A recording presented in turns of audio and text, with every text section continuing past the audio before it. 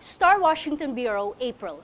U.S. forces last year challenged excessive maritime claims of 13 countries throughout the world, including the Philippines, China, Vietnam, Malaysia, and Taiwan. 8 of the countries challenged were Argentina, Indonesia, India, Iran, Libya, the Maldives, Nicaragua, and Oman. The other 5 have competing claims to some parts of the South China Sea, including the West Philippine Sea. The Philippines was cited for claiming archipelagic waters as internal waters and Vietnam for excessive strait baselines and requiring prior notification for foreign warships to enter its territorial sea. Okay, let me now do some analysis of this news item with Austin Ong here. Austin, a lot of Filipinos don't realize that the U.S. policy of freedom of navigation challenges is not only directed at China and in the South China Sea. In fact, there are deliberate entries into what the Philippines considers its internal waters. And as the report says here, Vietnam, for example, requires foreign warships entering its territorial sea, requires prior notification, but the U.S. will not do so. It refuses to notify in its firm belief that its warships have the right to ingress and egress all these waters. And that is one of the main points of contention with China. China says, yes, if it's merchant fleet, if it's commercial vessels, there's no problem. You don't have to notify. But if it's warship, that's another matter. And so that is an issue we have seen in the Philippines. For example, the warship, the minesweeper, you remember that got stuck in, that got grounded in Tubataha Reef. No? What's your view here? Do you think Filipinos know enough of this? Well, what we often know about international events are what we hear and read from mainstream media. Indeed, international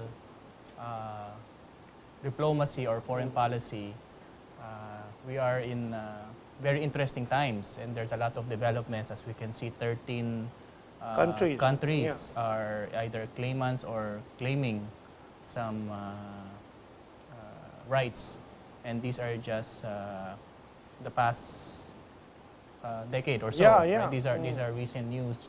I believe, as a Filipino student also, because of the barrage of information in the broadsheet, national news, even the social media. Which mostly comes from Western sources. Agence France Press, Associated Press, Bloomberg, and so on. Right. Which seldom reports this, so I think you were crediting earlier. But we Philippine Star, no? For we should acknowledge Philippine Star for reporting this.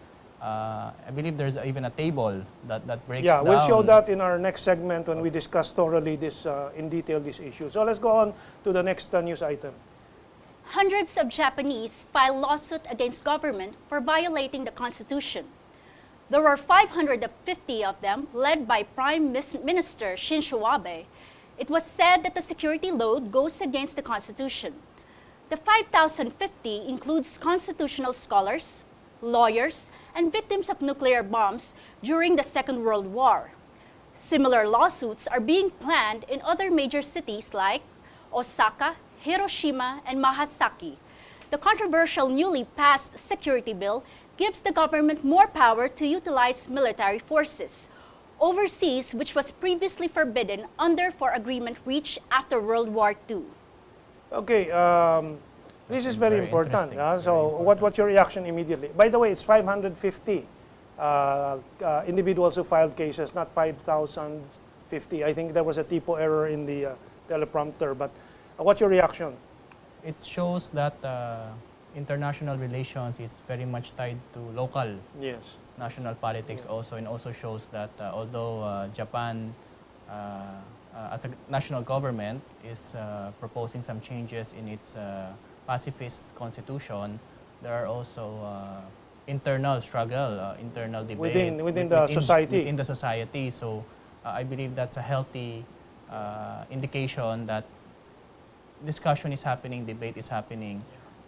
The important part there is for the people to be informed, and to, as we know, it's the 70th year of the Second World War anniversary. The Second World War. So these topics are and it's springing back to relevance. And then we need to be informed about these that's developments internationally and locally.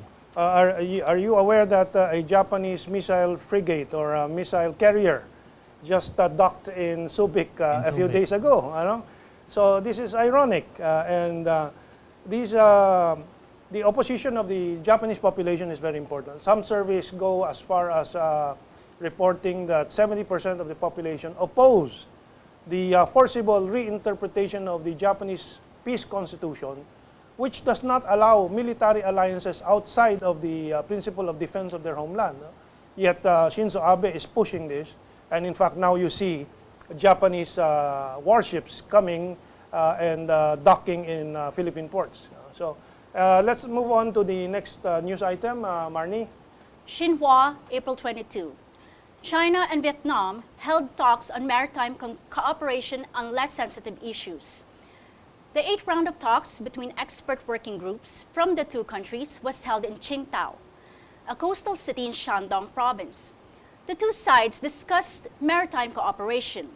The expert working group, which specializes in maritime cooperation on less sensitive issues, was established in 2012. China and Vietnam have signed cooperation agreements on two programs which have helped strengthen bilateral maritime cooperation.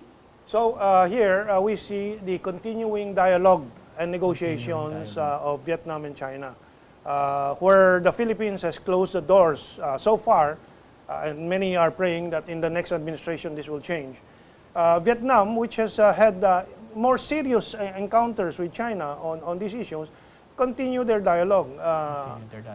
What do you think, Austin? Actually, China and Vietnam had a direct confrontation. Yes, There was an oil rig incident and several others, and they even, if you go further back in history, they had clashes, armed clashes between where the the Chinese casualties and the were Vietnamese. in the tens of thousands. And there were significant casualties. What this development indicates or highlights is that bilateral relations can also take a multifaceted approach. As we know, international relations involves politics, economics, and social, cultural exchanges. So it indicates a possible alternative that although there are misunderstanding or challenges on the political international sphere, foreign policy sphere, we can maintain engagement in other, as the news shared, less sensitive topics. Well, these discussions have been ongoing. In fact, last week we reported that China and Vietnam has started a joint fisheries patrol in the Beibu Sea or Beibu Gulf. And the framework of the China-Vietnam Beibu Gulf Fishery Cooperation Committee. In our third segment later on, we'll talk about the Scarborough and so on. And one of the problems Filipinos face there is that they have some problems in their regular livelihood, which is fishing.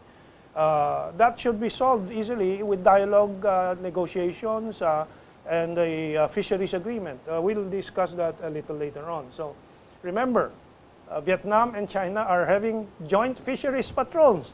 That's still unimaginable in relation to the Philippines. Okay, let's go to the, I think, last item. Okay, Marnie, go ahead. Global Times, April. South China Sea meddling hampers thaw in relations. Japanese Foreign Minister Fumio Kishida visited China. Analysts believe it is a sign of warming bilateral relations. Kishida is set to meet Chinese Foreign Minister Wang Yi.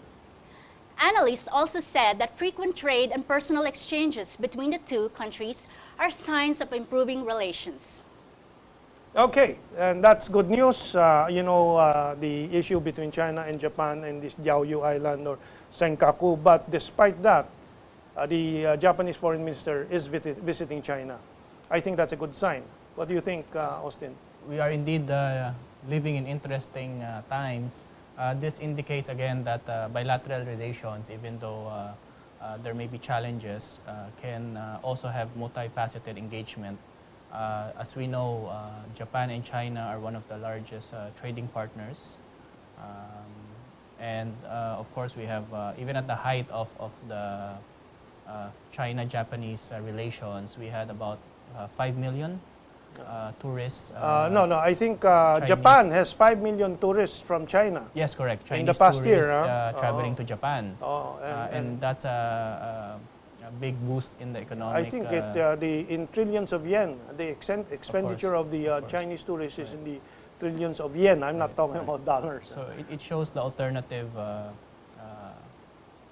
engagement that can be at play amidst challenges. And this brings me to the question why some Filipino luminaries, like Justice Carpio, is preempting the next administration and saying the next administration should pursue arbitration, which is all right, but without dialogue. No, I think it is imperative that we insist, the people insist, that dialogue be resumed. Multiple engagement channels. And given a new administration, isn't it a new beginning, right? New beginning. Yeah. So new page, new chapter in Philippines-China relations. Yeah. You're studying, I think right now, AIIB or what's the other we're one? Looking at the One Belt, One Road. One Belt, One Road. And AIIB. And the other one, the other trade pact for Asia, the RCEP. RCEP. Regional Comprehensive Economic Program. Right. Do you find anything relevant to this discussion about trade and so on that we have? The details are still preliminary. Our governments are still under discussion. So is the Philippines involved in the RCEP? The Philippines is involved. RCEP is led by the ASEAN community. And it's heavily founded on trade relations and lowering so this is ASEAN-led. Barriers. This is ASEAN-led, not China-led. Correct. It's ASEAN-led with China. Because China has another one, the FTAP or something like that. We'll discuss that at some other opportunity. The free trade agreement with Asia and the Pacific. Another topic. Okay.